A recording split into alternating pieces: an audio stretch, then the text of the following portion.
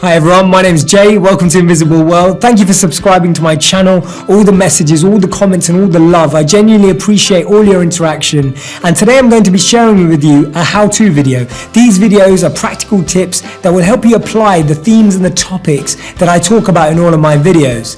The first video that I made was called 3 Motivational Messages That Will Transform Your 2016. I wanted to share with you a video on how to set effective goals that you will surely accomplish. In 1979, interviewers asked the Harvard MBA program how many of them set goals. They found that 84% of the program set no goals at all, 13% of them set goals but they weren't committed on paper, and only 3% actually set goals that were committed on paper and had plans to accomplish them. 10 years on, in 1989, they interviewed the same individuals again. The results were absolutely staggering. They found that those 13% who set some goals but hadn't had them down on paper were making twice as much as the 84% who had never set a goal. And even more staggering was the fact that the 3% who had committed goals written on paper had actually been making more money than the 97% put together.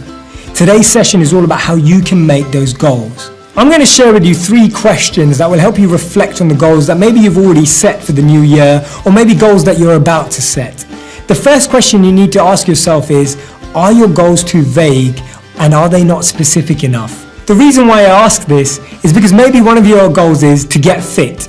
Now when you say that, do you mean as fit as a model? Do you mean as fit as Cristiano Ronaldo? Do you mean as fit as an athlete? How do you define fit? Or is it just fit enough to walk up your stairs without feeling tired? Becoming more specific about the goals you want to achieve means that you're more likely to understand how much planning is involved in terms of time and resources and how you're going to make it fit into your incredibly busy week. Try to make your goals as specific as possible. The second question you need to ask yourself is, are your goals too grand to be achievable? Now, I'm a big believer in defining your destiny and reaching and accomplishing your goals, but Bill Gates said a fantastic piece of wisdom that I want to share with you. He said that actually people overestimate what they can do in 1 year and underestimate what they can do in 10 years. We always feel that we can make a bigger change quickly by impulsively acting rather than building blocks that will actually be great foundations for future success. What you need to do this year is actually try and find digestible blocks of work, little pieces of action that will help you effectively bring about change in small areas of your life. When these add up and build together, you'll gain momentum and that will affect things in the future for you as well. The third question you need to ask yourself is, are you surrounded by the right people and are you influenced by the right people?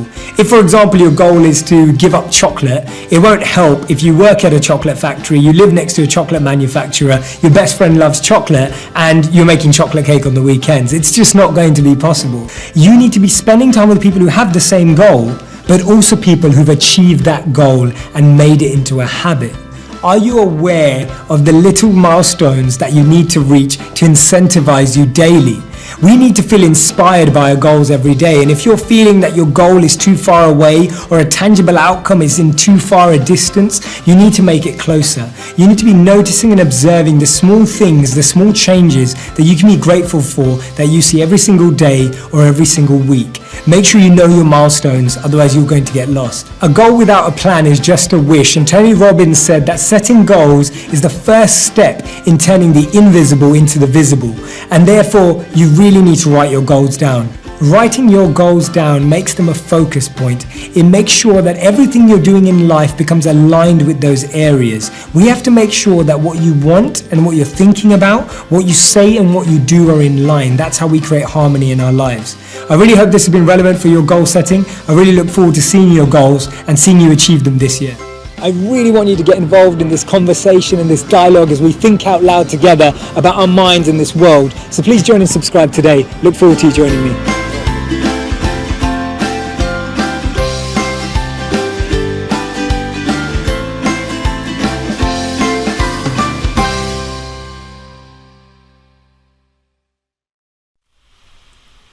Let's talk about goals govern growth. As we get closer and deeper into each one of our courseworks and workshops, goals become really important because our smaller goals need to fit into our larger goals. Dr. Amen tells us in all of his research, and he's not the only one, but across all psychological and philosophical and research, we find that biological, psychological, social, and spiritual, those 4 areas affect everything we do. Our relationships affect our mental and emotional health. Our mental and emotional health reflect our spiritual health. Our spiritual health reflects our biological health. Biological health reflects our social. You can't separate these out. They are interconnected. You might be physically ill, and it causes you to be mentally strained and emotionally strained. You might be emotionally strained, and it causes you to be physically ill. You might have spiritual conflicts, character conflicts, moral conflicts inside of you with your values and what you'd like to live, which cause social relationships to be out of whack. As we look at goals, we look at all 4 areas. We should have goals for our biology. What's our brain health? What's our physical health? How physically fit? How emotionally fit? How mentally fit do we want our brains and our emotions to be? I want to set goals in this area. I have a goal to get myself to 200 pounds, physically fit, and sharp thinking. That's my goal. Psychological. What's my big psychological goal? My emotional health, my thinking patterns. We talked about the physical being the brain side. I want my brain to have enough oxygen and be healthy, but I want my emotional and my thinking patterns. I want my thinking patterns to be productive to have a better life forward. I want to have control over my emotional health so my emotions don't control me, but they're fit and they help me. Social goals. We've got biological goals. We've got psychological goals. Now we have social goals. What relationship do I want with my spouse and my partner, my children, my extended family and friends, work and school? Money is a social goal. Sure, how am I going to use that money? Am I going to use it to play golf, go fishing, have entertainment? What kind of house do I want? What kind of car? What kind of apartment do I want? How am I going to spend that money, right? So these social goals attach to the physical.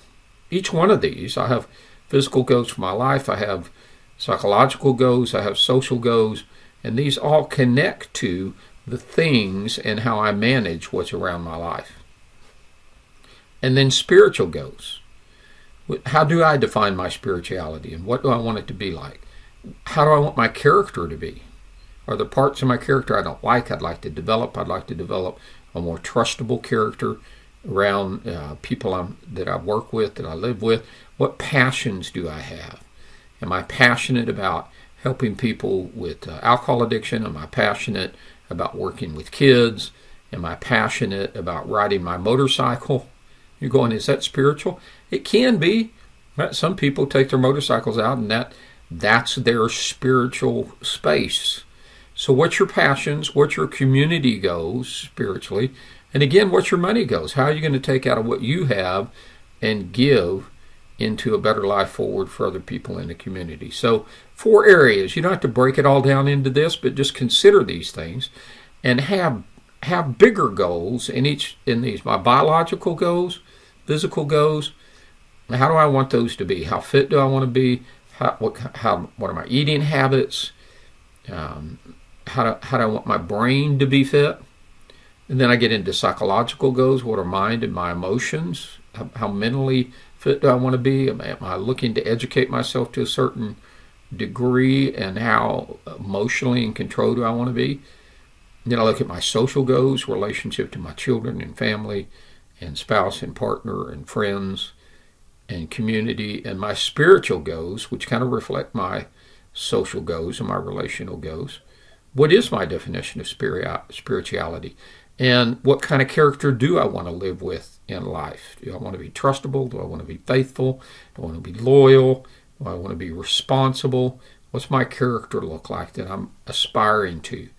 My passions, community, and money. Because when I get these bigger goals in these 4 areas, say I set a goal to be weigh 200 pounds and be physically strong, and I set a goal to move out of my rented apartment and into a purchased house within the next 2 years. And I set a goal to have strength of mind and not let my emotions overwhelm me, and be less angry, less reactively angry to those around me. And then I set a spiritual goal to be engaged in a congregation and in my personal life, pray on a daily basis, and develop character that is trustworthy and loyal. And I set those goals. Now, every time I have an issue that comes up in life, I ask the question, Dr. Amen asked this question, I like it, does it fit? Does what I'm doing right now with this other person, with this issue I have, is my goal going to fit into my bigger goals?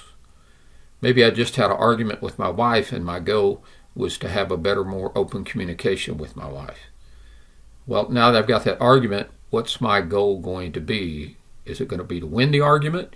Is it going to be to lose the argument? Or is it going to be to use it to have better relationship and communication with my wife? My little goal fits in to my big goal. So I always going to ask, whatever situation I'm looking at, whatever goal, as we're working on planners, as I'm working on goals for life, does it fit into the big four goals?